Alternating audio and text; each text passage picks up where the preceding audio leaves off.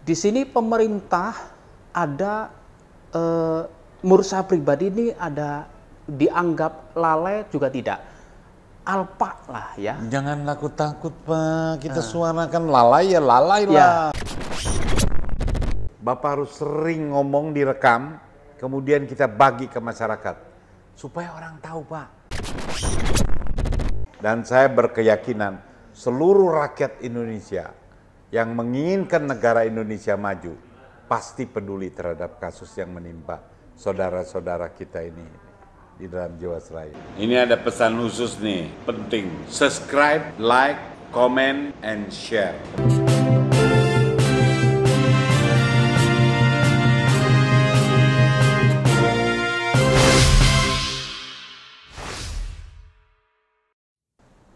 Pak, Bapak, tadi sudah kita bicara-bicara sama korban-korban Jiwasraya. Nama Bapak sih disebut loh. Ayo Bapak coba cerita Pak. Izin ya saya buka masker. Iya, iya. Pertama kaitannya dengan regulasi. Bahwa program pensiun anuitas ini adalah produk dari Undang-Undang Dana Pensiun. Nggak boleh diambil, cuma diambil cashnya 20%. Kira-kira gitu ya? Betul. Terus jelasin Pak, biar semua tahu. Baik. Jadi terima kasih atas waktunya. Saya ex pekerja dari Jiwasraya. Jabatan terakhir saya adalah unit manager di cabang Bekasi.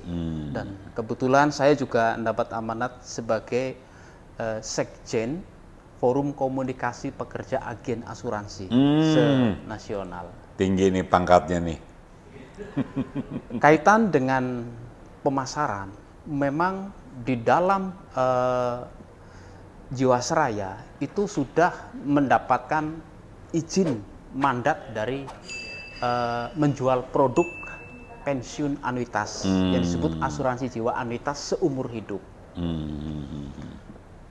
Tentunya penjualan produk anuitas seumur hidup ini didasari atas Undang-Undang Nomor 11 Tahun 92 tentang dana pensiun, pasal 30 ayat 6 dan 7. Berkenaan dengan itu, konteks anuitas ini pengertiannya adalah pembayaran secara berkala, secara bulanan, sampai dengan seumur hidup peserta, artinya sampai meninggal. Apabila peserta utama meninggal dunia, maka akan dilanjutkan atau diwariskan ke pasangan sampai seumur hidup atau meninggal dunia pasangan. Dan besarannya adalah 60% dari pensiun peserta sebelumnya. Apabila pasangan ternyata dalam perjalanannya terjadi tutup usia atau menikah lagi, ini gugur haknya dan akan dilanjutkan kepada anak-anak. Manfaat bulanan tadi. Sampai kapan? Sampai anak-anak umur 25 tahun sudah bekerja atau sudah menikah. Ini pembayaran bulanan ini stop. Nah, kalau dikaitkan dengan Jiwasraya nih Pak, yang dialami oleh Ibu Vera. Kalau tadi kan aturannya, peraturannya. Sekarang yang menimpa Ibu Vera ini, kenapa bisa kejadian begitu Pak? Beliau baru nih, baru bayar, nggak lama gagal bayar Jiwasraya. Ini kan umum nggak paham juga Pak, kenapa? Nah Bapak kebenaran jadi sekjennya di asuransi ya, organisasi Forum Pekerja. Itu luar biasa. Menurut saya sekjen itu menguasai, dan dari cerita Bapak, ya Bapak hafal itu peraturan-peraturan. Nah sekarang problem ini Pak, bagaimana kita cari jalan? Kalau kembali ke pertanyaan Bapak, sebenarnya pertanyaan buat saya juga kepada pemerintah. Seberapa serius pemerintah dalam hal menjalankan amanat Undang-Undang Nomor 40 tahun 2014 pasal 53. Nah, apa itu Pak? Penting itu. Nah, berarti pemerintah yang harus. Betul. Jadi fungsi peranan pemerintah cukup besar di sini Untuk menyelesaikan nih. untuk menyelesaikan ini. Dan tanggung jawab moral terhadap undang-undang dana pensiun itu sendiri. Pemerintah. Yes. Karena dari semua korban Pak tadi cerita semua bela pemerintah, semua merah putih, semua NKRI. Duit ini nggak ditaruh di luar negeri. Dia cari ke perusahaan pemerintah. Nah ini berarti cocok ya Pak ya? Bapak lihat pemerintah juga yang harus. Ya, di sini pemerintah ada, menurut saya pribadi ini ada dianggap lalai juga tidak, alpa lah ya. Jangan takut Pak, kita suarakan lalai ya lalai Ya, lah. kelihatannya ini undang-undang Bapak kayak perasuransian, politisi aja nih. undang-undang perasuransian ini tentunya dibentuk untuk memperkuat industri perasuransian itu sendiri dan menjaga kepercayaan publik, khususnya adalah pemegang polis asuransi itu sendiri terhadap industri itu, dan negara sebagai pemilik sekaligus regulator.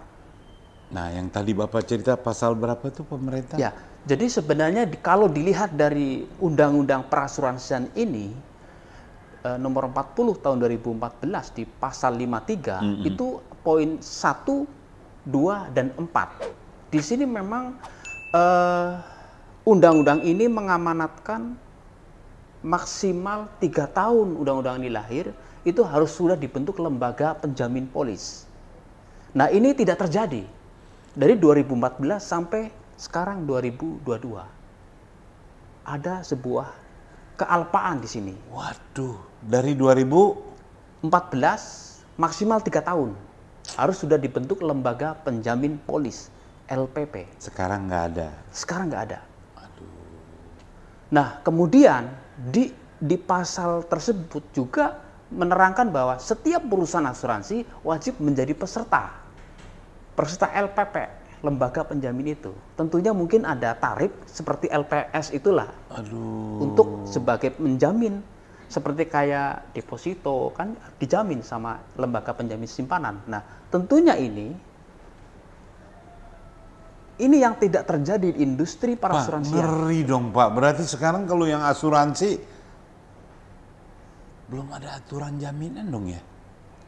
Karena undang-undangnya mengharuskan tapi belum ada kan itu lembaga.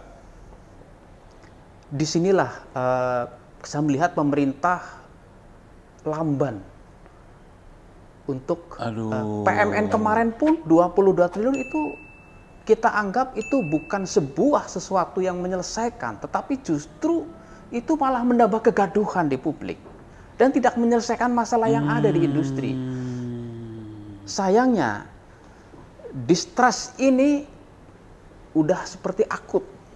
Dan bisa tambah parah loh Pak, kalau ini nggak beres ini kan siapa lagi yang percaya Pak? Padahal dagang itu kan kepercayaan nomor 1 ya. Ayo dong Pak, Bapak yang ngerti mesti cerita nih. Ya, seharusnya pemerintah tidak melakukan upaya restrukturisasi yang menyasar konsumen polis. Sekarang yang kena ini restrukturisasi yang punya polis dipotongin ya Pak ya katanya ya? Seperti itu kira-kira. Berapa persen tuh? Melihat dari pernyataan tidak keberatan OJK atas rencana penyehatan keuangan Jiwasraya RPKJ yang diajukan oleh Dewan Direksi Jiwasraya saat itu kalau saya lihat di situ ada salah satu poin surat pernyataan tidak keberatan OJK adalah mengurangi kewajiban pemerintah kepada konsumen yang totalnya itu di akhir tahun 2021, 31 Desember 2021, estimasi kewajiban perseroan Jiwasraya itu 59,8 7 triliun. Ini kewajiban negara terhadap seluruh konsumen polis yang terlihat di data surat tidak keberatan itu, OJK. Nah, dari sana kewajiban negara sebesar 59,7 triliun itu dengan adanya implementasi restrukturisasi yang menyasar konsumen polis ini dipangkas 40%-nya. Artinya apa? 59,7 triliun dipangkas 40%-nya atau penurunan kewajiban negara terhadap seluruh konsumen apabila perusahaan dimatikan itu tinggal hanya 35,8 triliun. Dan 35,8 triliun ini yang digadang oleh direksi yang kemarin termasuk ketua tim restrukturisasi itu akan diboyong 35,8 triliun ini ke perusahaan yang baru, lalu ditransfer ke asuransi lain. Oh, dioper itu. Oper. Setelah dipotong, dioper ke perusahaan baru. Ya, ini sebenarnya praktek churning, pemasaran churning. Jadi apa tuh Pak churning tuh? churning itu adalah salah satu hal pemasaran produk asuransi yang dilarang sebenarnya Pak. Dalam surat OJK, surat edaran OJK nomor 19 itu juga dilarang. Melanggar berarti ya? Melanggar. Praktek churning ini adalah praktek mengubah polis lama ke polis baru untuk dibelikan produk baru dengan uang polis yang sebelumnya, dengan mengubah spesifikasi produk, mengubah manfaat. Nah, itu yang terjadi. Aduh. Apabila itu merugikan, otomatis itu dampaknya buruk. Seharusnya kenapa itu dilarang? Karena itu tidak boleh dilakukan dalam perusahaan yang sama. Ini terjadi, praktek churning ini mengubah polis atau ganti polis lama ke polis baru. Tapi sekarang kan dia lo oper ke PT baru nih, yang tadi Bapak bilang. Nah, setelah itu diubah, diganti polis baru, new agreement, baru dioper. Mereka bilang bahwa dioper ini sesuai dengan peraturan Otoritas Jasa Keuangan nomor 69/POJK-05/2016 di pasal 60 ayat 2 huruf A, bahwa transfer polis itu sudah memenuhi ketentuan. Iya kalau hasil restrukturisasi, tapi kan sebelum proses itu adalah masalah. Sekarang mengklaim dipindah ke sana seolah-olah sesuai dengan POJK 69. Sebelum dioper itu udah ada pelanggaran tuh ya? Pelanggaran. Itu boleh bilang dipaksa lah ya? Kira-kira seperti para itu. nasabah itu dipaksa kan? Dipaksa, tidak ada pilihan lain selain harus ikut restrukturisasi. Namun demikian, saya melihat bahwa yang saya pahami dari istilah restrukturisasi itu ke depan. Artinya memperbaiki ke depan, menata ulang ke depan. Tentunya dengan itu menyelamatkan semua. Baik itu company, perusahaannya, karyawannya, konsumennya, seluruh stakeholdernya dalam harus diselamatkan. Apabila restrukturisasi itu start ke depan. Nah, yang terjadi sekarang ini adalah restrukturisasi itu ke belakang. Dan itu menabrak aturan yang ada. Iya. Seperti itu. Iya. Ke belakang dirapiin dulu, baru dioper ke perusahaan baru ya? Perusahaan baru. Tetapi itu banyak regulasi yang dilanggar. Karena itu pasti ada yang dirugikan. Karena seharusnya kan ke depan. Restrukturisasi, menata ulang sekarang ke depan. Untuk menyelamatkan semuanya. Jadi saran Bapak buat pemerintah nih, gimana nih? Bapak punya pengalaman, peraturan Bapak pahami. Supaya negara jangan salah loh Pak.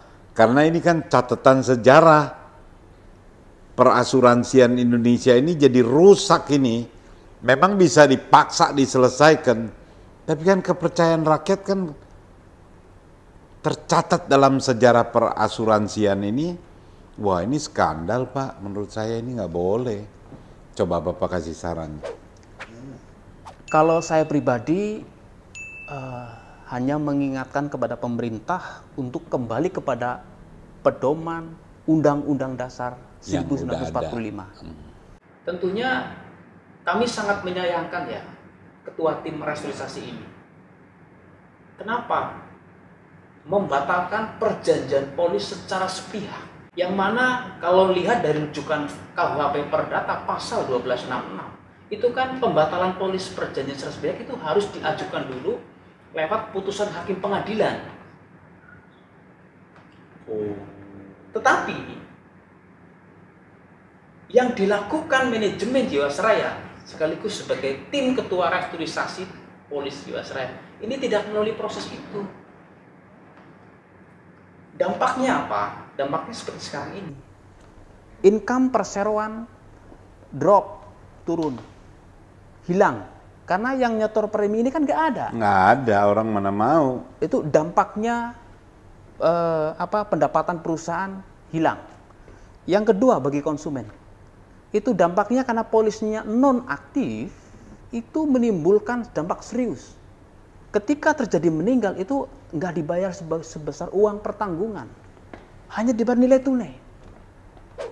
Setelah itu mereka mendorong seluruh aparat pemasarannya yang disebut agen restru untuk menawari polis baru. Itu awal Januari 2021 ya. Aduh. Nah, kondisi inilah yang disebut praktek churning. Mereka nawari polis baru dengan polis existing untuk dibelikan polis baru yang tentunya kalau saya lihat produk yang ditawarkan ini tidak sesuai dengan industri yang ada. Artinya produk itu adalah tidak pada umumnya dan cenderung masalah juga lah nanti masalah, ujungnya. menyesatkan juga. Kita pertanyakan juga, siapa yang memberi izin produk ini? Sepanjang sejarah, kami 18 tahun di industri asuransi, itu nggak menemukan produk yang namanya pembayaran cicilan. No, nggak ada. Aduh, gila. Klaim asuransi itu harus diselesaikan paling lambat 30 hari kerja. Harus selesai. Ini aturan.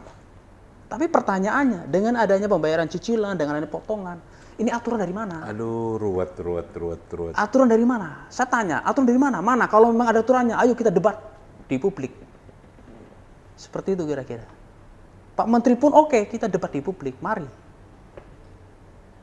Diskusi di publik. Tapi tolong, saya juga harus dijaga keselamatannya. Karena ini ancaman juga buat saya. Saya akan bongkar ini. Kira-kira seperti itu. Dan korban teman-teman saya itu ada 10.000 pekerja agen menganggur karena dampak daripada implementasi program restrukturisasi yang membunuh Jiwasraya, membunuh pekerja, membunuh konsumen. Pertanyaannya kepada negara, bagaimana security sosial terhadap industri asuransi yang mereka sudah gelontorkan 20 triliun sebagai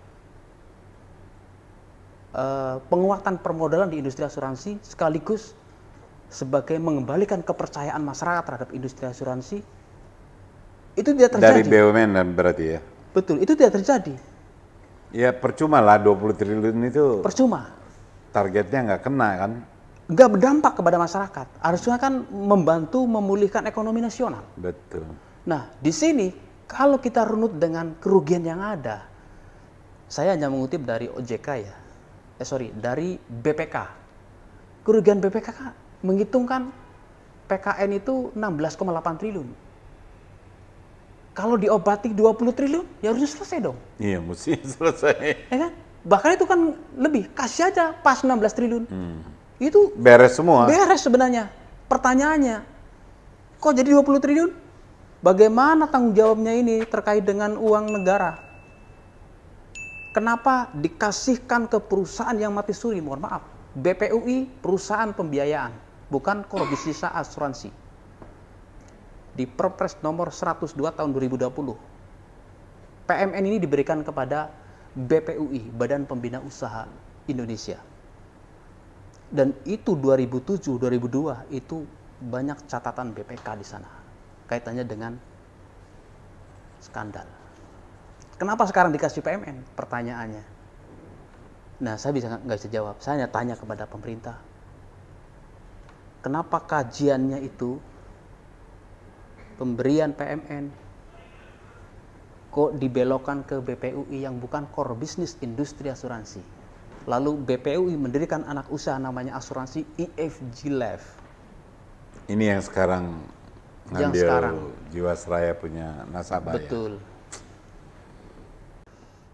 Jadi tetap pemerintah harus bertanggung jawab, batalkan itu, diskon 40%-nya itu dibatalkan. Jadi pemerintah harus bertanggung jawab karena ini perusahaan negara. Undang-undang Perasuransian nomor 40 tahun 2014 pasal 15 bahwa kerugian bisnis negara di bawah kendalinya itu menjadi tanggung jawab negara dan nggak boleh lepas tangan. Pemegang polis sesuai aturan itu harus didahulukan, bukan dikesampingkan seperti Harus sekarang ini. didahulukan pemegang polis. Betul, mau likuidasi, mau seperti apa modelnya akuisisi, tetap pemegang polis harus didahulukan. Bayar dulu. Bayar dulu. Bukan seperti sekarang ini didiskon 40%. Pertanyaannya, Dicicil tanpa bunga. dicicil tanpa bunga. Pertanyaannya, dasar 40% ini apa? Iya. Dasar hukumnya apa? Iya, itulah yang saya tanya. Duitnya kemana itu? Kan orang pusing, Pak. Tadinya untung, tiba-tiba nggak ada laporan pertanggungjawaban, terus tekor, tahu-tahu nggak sanggup bayar kan? Kemana itu duitnya? Triliunan kan itu? Disinilah saya juga bingung kalau menjawab kemana uangnya. Karena nilainya kan cukup besar. Iya. Dan di samping itu juga, apa iya pihak-pihak yang punya kewenangan untuk menyidik dan mengontrol perusahaan negara tidak melihat ini sebagai sebuah pelanggaran.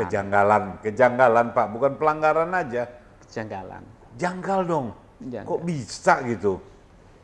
Apalagi yang Bapak bilang kan, mana ada sejak kapan peraturan asuransi boleh dicicil?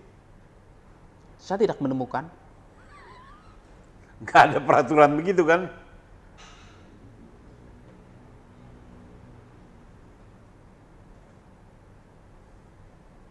Pemirsa, kita stop dulu, nanti kita gali lagi untuk masa-masa yang mendatang, dan Bapak tuh harus ikut nanti, karena Ketua DPD ini sudah punya tekad akan mendorong, membantu, memanggil Direksi Jiwasraya, memanggil Dirut BUMN. Nah ini juga masukan Bapak ini akan sangat bermanfaat. Bapak harus sering ngomong direkam, kemudian kita bagi ke masyarakat. Supaya orang tahu Pak.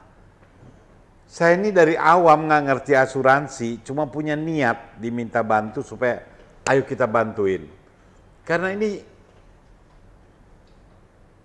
pemerintah kan yang image pemerintah ini kan, kepercayaan rakyat kepada pemerintah ini kan yang penting. Jadi kita sebagai rakyat ini juga harus peduli, walaupun kita bukan korban, kita harus bantu mengungkap kenapa perusahaan ini bisa. Bapak yang ahli asuransi aja bingung kan? Bingung. Nah, Sangat bingung, dan ini saya melihat bahwa dengan adanya program restrukturisasi yang menyasar konsumen, ini merusak citra pemerintah. Pemerintah dianggap tidak mampu untuk menyelesaikan kewajibannya terhadap seluruh pemegang polis Jiwasraya. Karena apa? Mereka melakukan pemotongan. Seharusnya tidak 40%. seperti itu. Seharusnya tidak seperti itu. Restrukturisasi ini menyesatkan, menurut kami menyesatkan. Karena tidak memiliki landasan hukum yang jelas. itu buat iklan-iklannya bagus tuh. Ya. Baik, terima kasih. Nanti kita akan terus sampai masalah Jiwasraya ini selesai. Kita tidak boleh setengah-setengah dalam bekerja, dan saya berkeyakinan seluruh rakyat Indonesia yang menginginkan negara Indonesia maju pasti peduli terhadap kasus yang menimpa saudara-saudara kita ini di dalam Jiwasraya. Terima kasih. Salam merah putih, dan kita jaga NKRI ini bukan hanya slogan, real orang yang punya kemampuan, tahu caranya, bicara apa adanya. Kita dorong presiden dan para menteri bekerjalah untuk rakyat. Jangan hanya memikirkan kepentingan pribadi atau partainya. Saya kira gitu Pak ya. Terima kasih.